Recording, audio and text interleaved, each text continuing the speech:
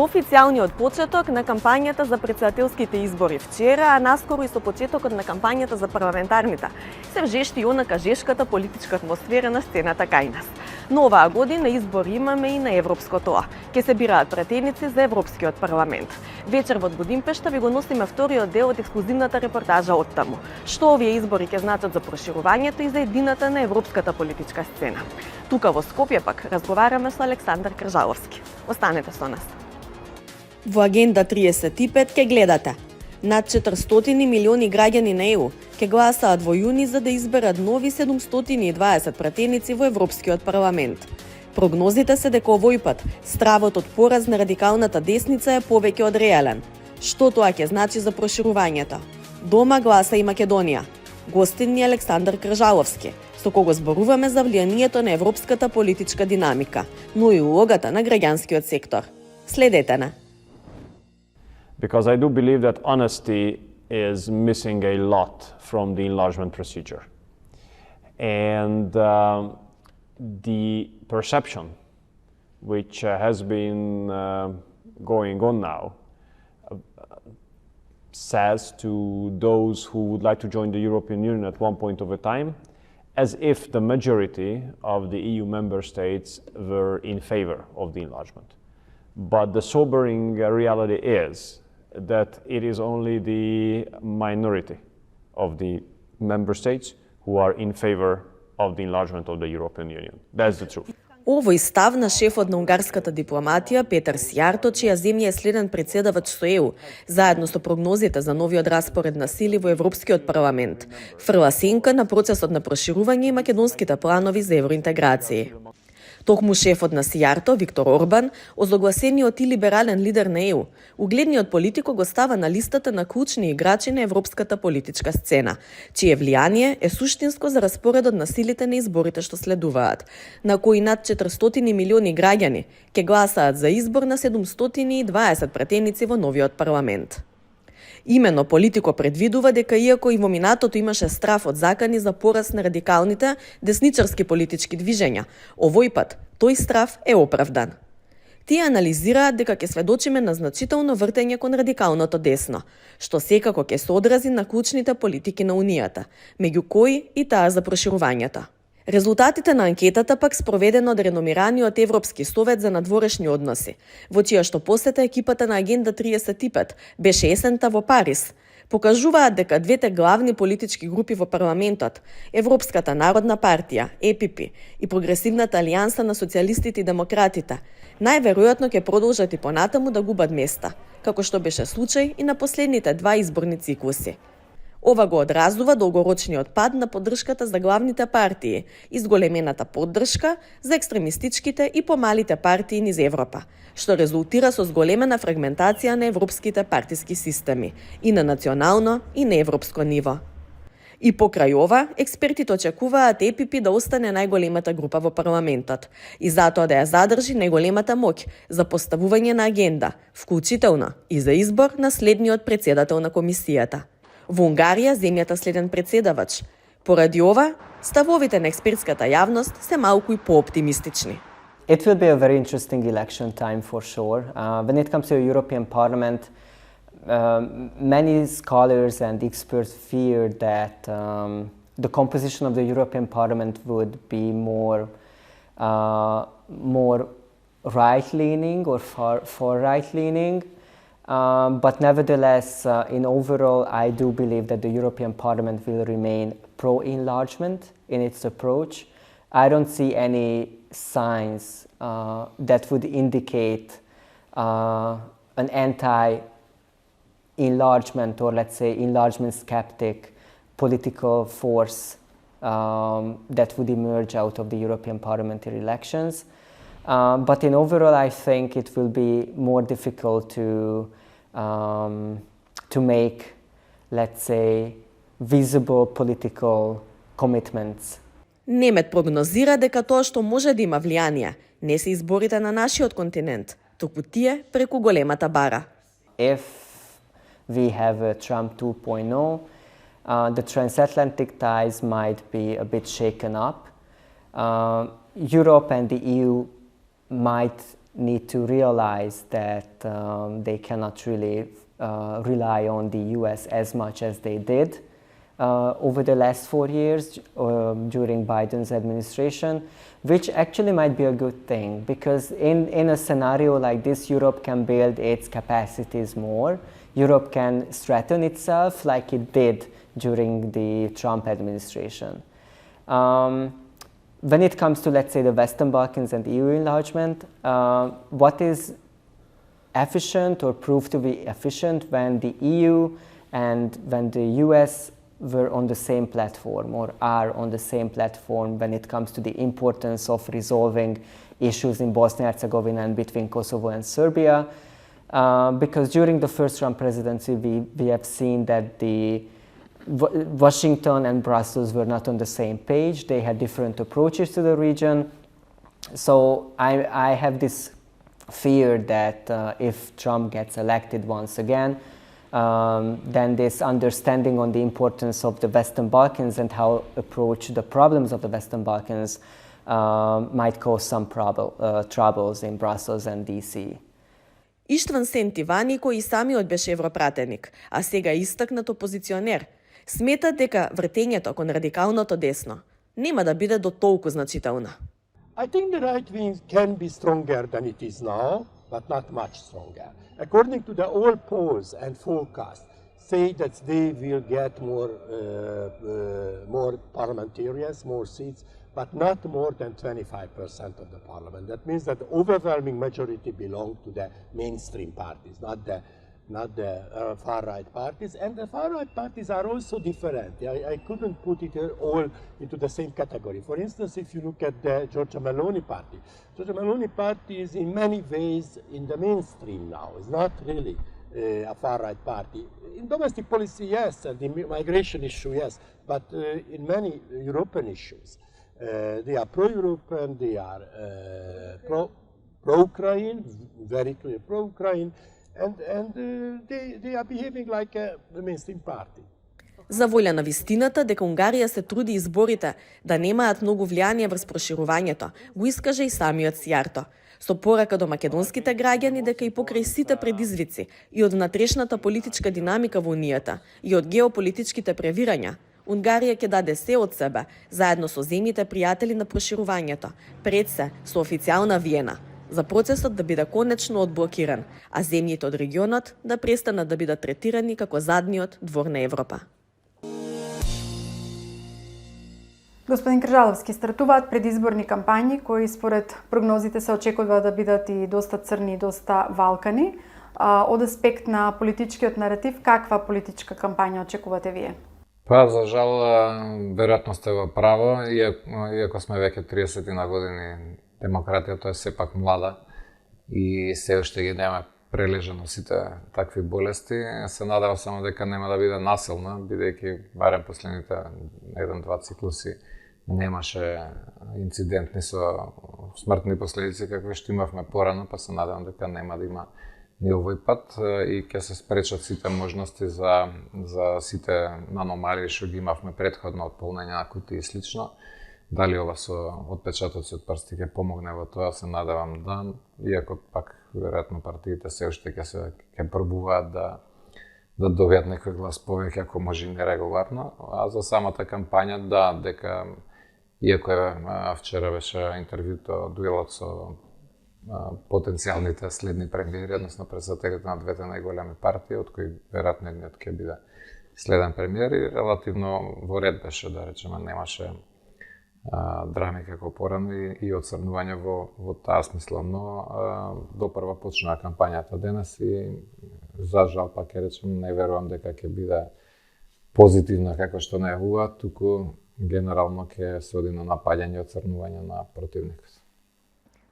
Политичарите генерално, а особено во текот на кампањите, се обраќаат или кон своите политички противници или кон гласачите од сопствените табори.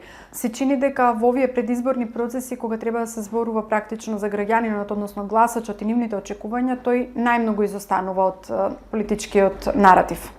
Па да, затоа и велам веројатно ќе се оди на црното, бидејќи до сега е осигурано, да речем, гласањето на своите, бидејќи партиите еве го искористи овојот период а секако и предходно, но изборите се распишаа на средина на февруари, така да имаше месец и пол веќе за средби директни со главно своето членство, да се осигура контингент од гласови кои партиите го сметаат за сигурни. И сега ќе остане втората опција, што и вие самите ја кажете, да се нападне противникот, и затоа велам ќе биде и таква веројатно кампањата. И да, за жал не може да се каже дека кој знае колку се осликуваат мислењата на граѓаните. Еве баш вчера поранешниот премиер Ковачевски објави средба со граѓански организации и сега малце чудно делува тоа, ако знаеме дека 2 години Советот за соработка на граѓанските организации со владата во бојкот, токму заради дејствијата на владата и пренамената на средства пред 2 години кога започна тој бојкот, и не се најде за сходно овие 2 години да се воспостави пак тој диалог или елементарна средба да се одржи. А сега ќе правиме консултации за пред самите избори. Слично знаеме дека во времето на ВМРО-ДПМН беше доста и полоши со напади на граѓански организации. Сега се надевам сме го надминале тоа време и дека не е така, дури имаше и некои консултации во рамки на програмата на ВМРО-ДПМН, каде што се побара придонес од граѓански организации. Но стана да се види како тоа ќе се практицира. Обично сите влади се добри со граѓанските организации и мислат на граѓаните првите неколку месеци после изборот, и после тоа некако се заборава, и кога ќе дојде на крајот на мандатот веќе нема никаква ни комуникација, нити се следат интересите на граѓаните, нити приоритетите, нити она што се кажува на консултациите, туку се гледа да се заврши мандатот со веројатно што повеќе лична корист наспроти потребите на граѓаните. Токму така, но граѓанските организации веројатно си имаат и својата улога во однос на учеството во предизборната кампања, не директно, меѓутоа вие сте многу често присутни на медиумите, зборам граѓанските организации, и граѓаните сакаат да се потпрат во голема мерка и на вашето мислење. Како влијае кредибилитетот ваш врз граѓаните, особено во вакви услови? Па да, како што споменавте, само 2 работи се забранети на граѓанските организации, бидејќи партиите се дел од граѓанскиот сектор, само тие се формираат за борба на избори и преземање на власт и раководење со државата. Другите граѓанските организации како такви не смеат да учествуваат на избори, не смеат да финансираат кампањи на политички партии. Се друго е во доменот на слушањето на гласот на граѓаните, исто како и партиите, и придонес во развојот на општеството.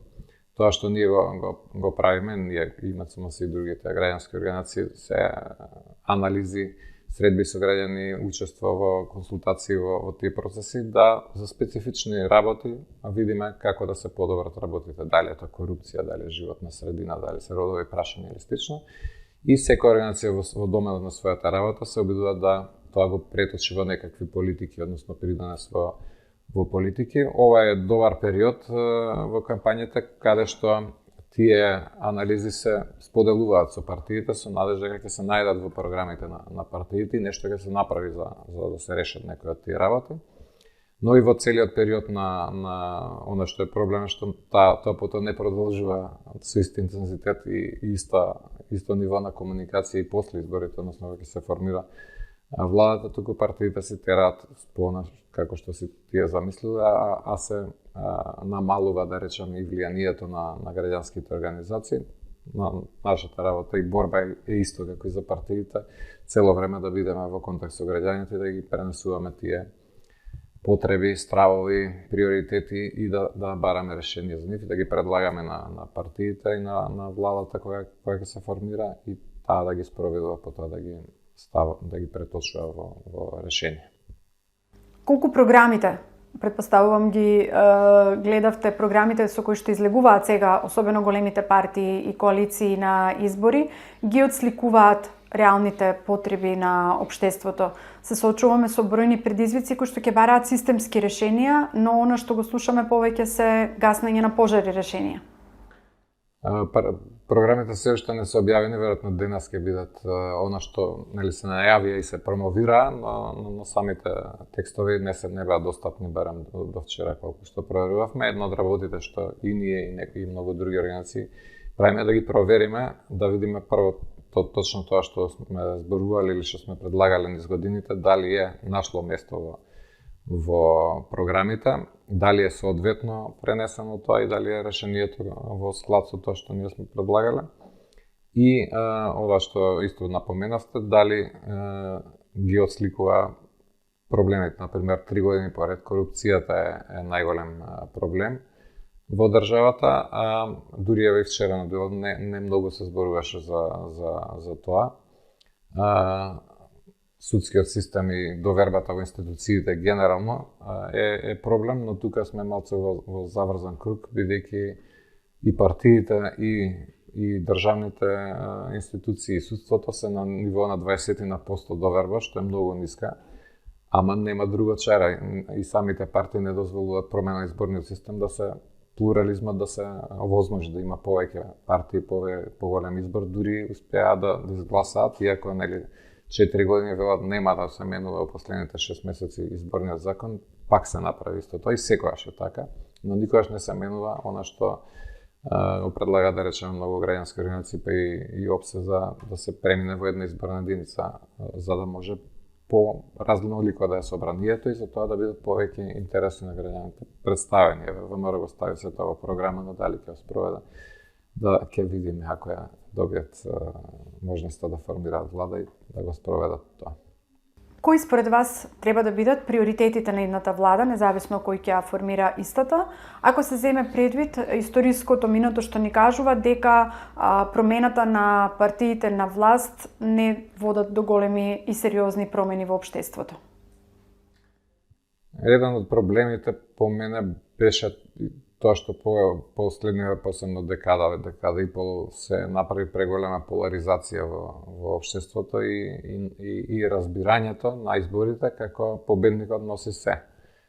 Наместо да се направи влада која ќе го рефлектира изборот на граѓаните. Значи, не е тој што добил најмногу гласови победник на се, туку се добро се прави тоа со коалиција, ама например и во Европскиот парламент, и например често споменувам Меркел како пример, она 4 влади водеше по 4 години, од 3 од тие 4 коалициони партнери беше втората најголема партија. Социјалистите, Олаф Шолц сега што е премиер. И тоа дава стабилност во општеството, бидејќи повеќето граѓаните ги даде гласовите за тие две партии најмногу. Ама не едната да води, а другава скроз да биде исклучена и слично. Сега и нас праксата не е таква и веројатно нема да биде ни овој пат, но тоа придонесува таа поларизација и заради тоа имаме ломови кои се случуваат во општеството и тензи кои се веројатно непотребни.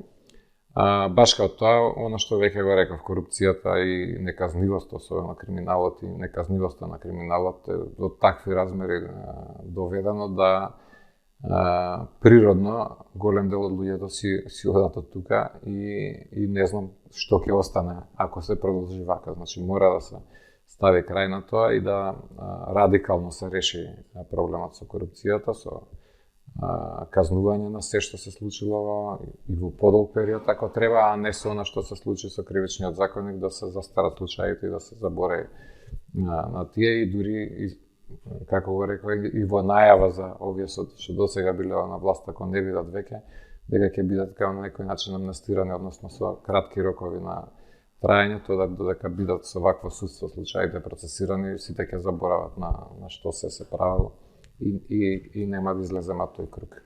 Значи, оно што беше во минатото, немање работни места, економска нестабилност и слично, веќе е потиснато веројатно во некој втор план, туку недовербата, ова што спомнавте, и во партиите, и во системот, и во државните институции, вклучително нели и корупцијата, е клучен проблем. Да, и па и анкетите го покажуваат тоа, особено со корупцијата, не дека не е пак се високо на приоритетите на граѓаните и животниот стандард и високите цени има голема загриженост околу тоа, но еве тук па за невработеноста, за среќа од 37%, мислам кога беше рекордно некаде 2005 година, сега сме под некаде 13%, ако не се лажам, симнати, така да и во праксата се гледа дека не достига веќе работна сила, дел затоа што си одат луѓето од кај нас, дел заради платите и конкурентноста, ама гледам дека бизнисот веќе носи луѓе од Непал, од Филипини, од Бангладеш и така да тоа ќе ни стане реалност, бидејќи и во Европска унија тоа подолго време реалност таа миграција и ќе се, ама не е најголем проблем невработеноста, повеќе стандардот и дури има недостаток на квалификувани работници. Оваа година е изборна и во Европската унија, ќе се прави прераспоред на седиштата во Европскиот парламент. Кои се вашите очекувања во однос на тоа што ќе се случува во Европа, а особено како тоа ќе влијае врз процесот на проширување на унијата? Па она што може да се забележи и според нивните анкети, да не видиме само за нас да зборуваме, бидејќи некои се жалат на анкетирањето во Македонија и само се препукуваат вакви биле, такви биле, лажни биле, неточни биле, а во Европска унија на дневна основа и во Америка се прават на дневна основа тие анкети и кај нас треба тоа се прави, може не на дневна, ама на неделни кога веќе се трошат и државни пари. Затоа треба да се објавуваат тие анкети за да се следи мислењето на граѓаните и партиите, особено тие што се на власт, да се коригираат не на избори после 4 години, туку тековно. Ако нешто не се прави добро, да се смени веднаш. Во Европа, она што го следам е дека се движат работите кон десно или многу десно. Сепак мислам преголем механизам тоа 750 пратеници има од 27 земји членки и веројатно ќе повторно се фаворити традиционалните партии, значи ЕПП на центар десно и социјалдемократите како две најголеми групации за очекување да останат тие најголеми, меѓутоа се доближува десните партии, радикално десните партии се очекува да добијат поголема тежина во Европскиот парламент и генерално со тоа и веројатно ќе треба да се ослики во Европската комисија и дали ќе е тоа нарно, ќе треба да видиме што точно ќе кажат резултатите, дали ќе биде тоа значително поместување или сепак во рамки на некое постепена или нормално зголемување, каде што пак доминантни ќе бидат центристичките партии и патеката по која оди Европската унија би останала повеќе или помалку иста или слична. Дали ова радикализација ќе донесе до дополнителен драйв, така да речеме, или момент за проширувањето, бидејќи можеби стравот од тие радикализации ќе го забрзаат процесот да се комплетира барем со Западниот Балкан, ако не со Украина и Молдавија, бидејќи мислам дека тие сепак се многу далеко од членство во Европската унија, дури да почнат преговори. Не може да се очекува дека тоа во некое догледно време ќе биде, но се надевам дека може да тие некои движења да придонесат за побрза интеграција на Западниот Балкан.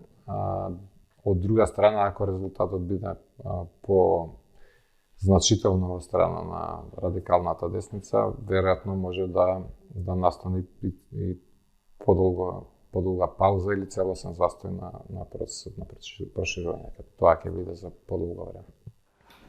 Во интервју за Агенда 35, министерот за надворешни работи на Унгарија Сјарто изјави дека поголем дел од членките во Европската унија, односно лидерите, не се расположени за проширување на истата. Веројатно тоа го отсликува сензибилитетот што во моментот постои таму, независно од тоа какви ќе бидат резултатите, за жал не оди во наш прилог.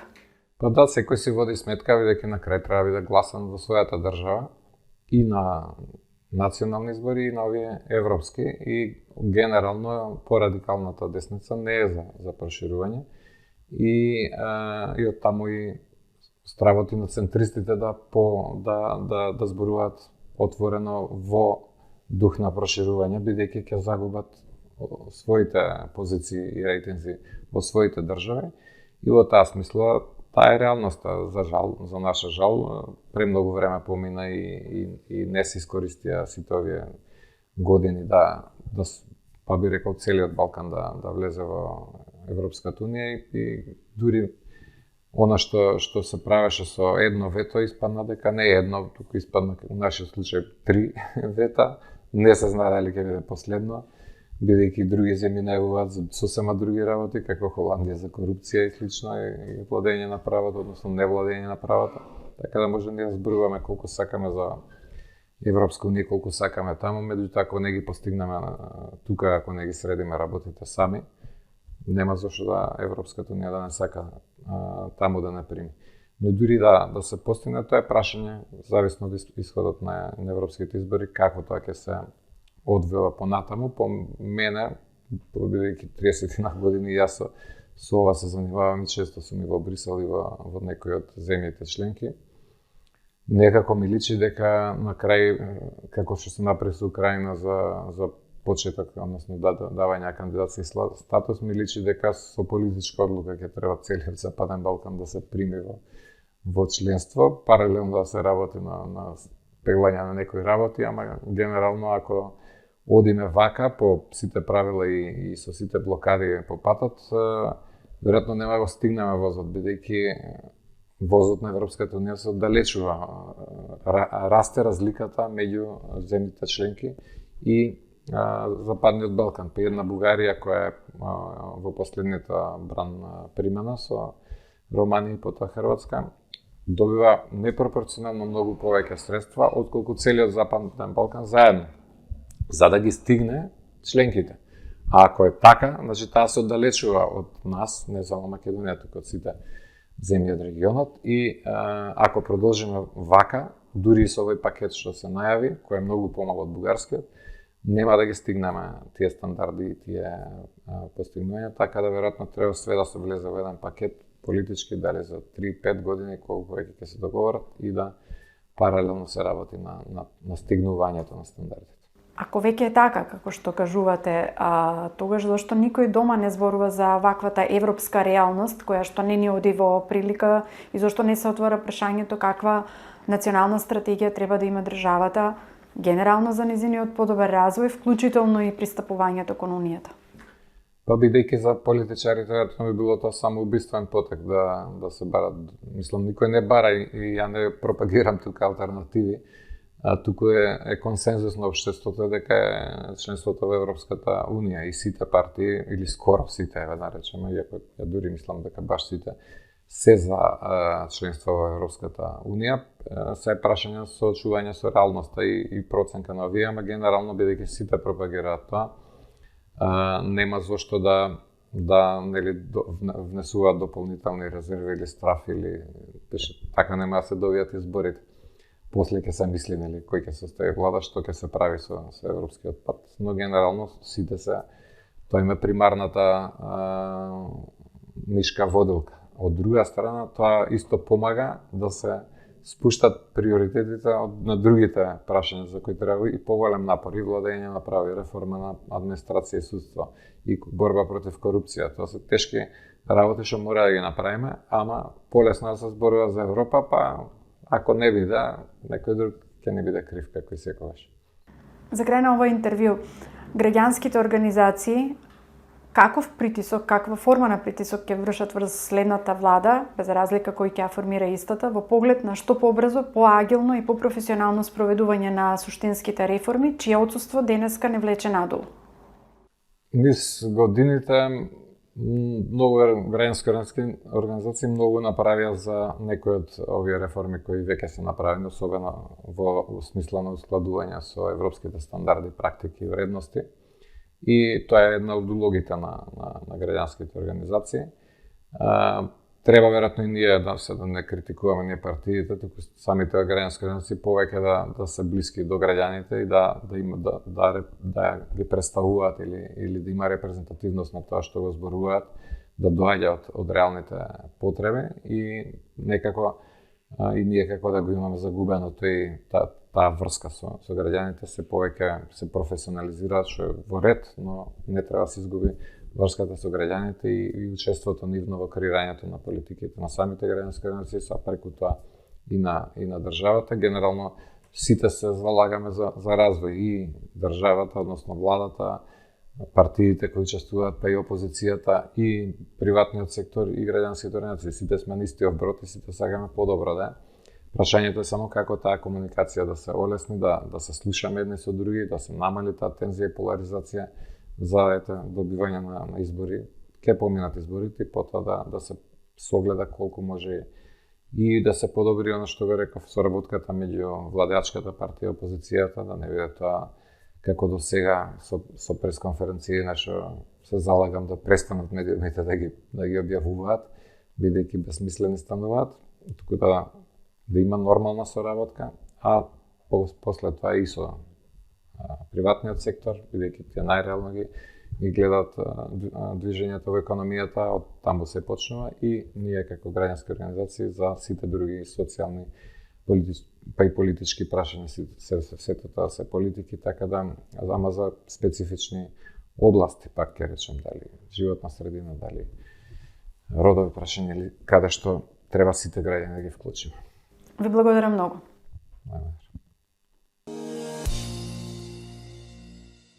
Тимот на Агенда 35 ќе следи политичката кампања надвор од дневно-партиските препукувања, со фокус на клучните теми кои што се од интерес на граѓаните. Токму затоа следната недела очекувајте нас со една многу важна тема – економска. Останете со нас и со програмите на јавниот сервис.